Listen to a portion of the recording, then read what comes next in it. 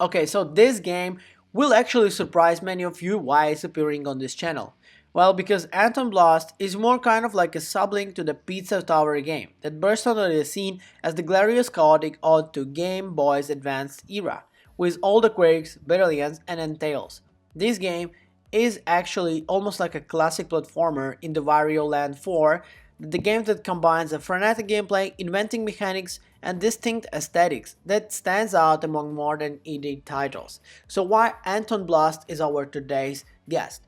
Before we dive fully into the world of madness of this indie game, I would like to ask you, if you're not a subscriber of this channel, just follow up with that click on the subscribe button. And let's start. So, a platform fueled by fury is what I would describe Anton Blast.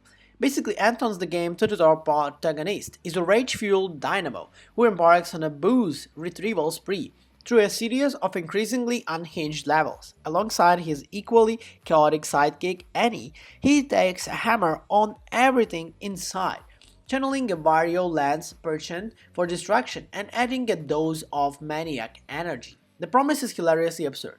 The devil himself has stolen Anton's liquor, leading to a quest reminiscent of Doom, elevate through the almost like a platform lands. Yes, may sound really strange, but what actually creates this cool atmosphere is that Anton Blast's presentation is his unrelenting assault on the senses. It's vibrant, tickling, outline spirits are visual threat.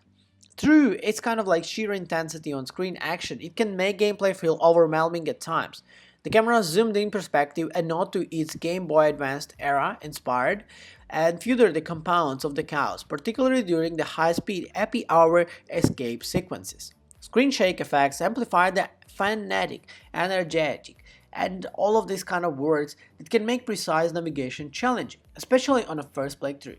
The game's audio design is equally bombastic, I would say. From the cacophony of the sound effects to the raucous soundtrack that presents each level, Anton Blast commits fully sensory overload aesthetic. I would even say that maybe it's not fully for everyone, but at least it's fun. Many people will say, oh, what is it? In 2025 you play games like this? Yeah guys, in a way, yes, because it gives you a different perspective. It's almost like an inclusion of dedicated screen button where it gives you kind of like the play of the developers to embrace the absurdity, allowing the player to indulge in the house while revealing its game's interferes energy.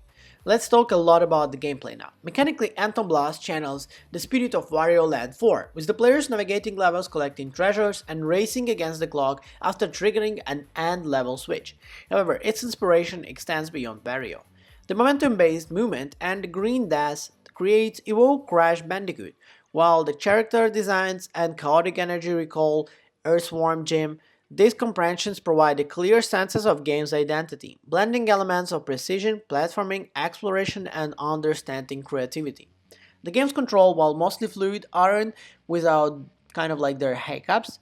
Some of inputs such as dual function, clutch, and bounces button can lead to unintentional actions, particularly during the high-stakes sequences. However, the boost system rewards skilled players, enabling the players to chain combos and maintain speed, which adds a layer of depth for those willing to master its mechanics, highlights, and challenges of the game. Basically, in the mid-game levels, it kind of shined in the brightness, showing the invention of the design and challenging players to think outside of their box. But the standout levels like the Big Bat and the Madman Mole is, I would say, amplifies game's ability to surprise and delight. Yes, however, the late game content, particularly Hell Manor, tests patience with its marathon structure and demanding mechanics. By contrast, the final boss is the triumph of the design, a climatic encounter that perfectly encapsulates the game's unbreakable creativity. So, I would say in general, Anton Blast gives you kind of like a nostalgia with the modern flair. At its core, the game captures the essence of the bygone era while referring its modern audience. The game feels like a Game Boy Advance classic reimagined for contemporary hardware, with all the bloodness and idiocracies maybe in a way that kind of creates this picture. Its flows, trials, and narrow gameplay occasionally kind of makes you feel like, oh my god, I want to finish it now. But at the same time, you kind of always want to return and see, well, what else can I do in this game? So to give you the final verdict on the game, it's one of the really interesting platformer games. It's a retro-inspiring design, and in general, I would say it's almost like a must-play at this point. Its commitment to the vision, to the combined with the narrative humor and the thrilling gameplay, makes it a standout game that I think many of you will be feeling like, oh, this is what I really want to play. In general, the game will be soon available as far as I understand on the sale, and this is where I would recommend you to pick it up and give it a proper try. The game really deserves your time, and I hope you enjoy this review. I'll see you in the next one.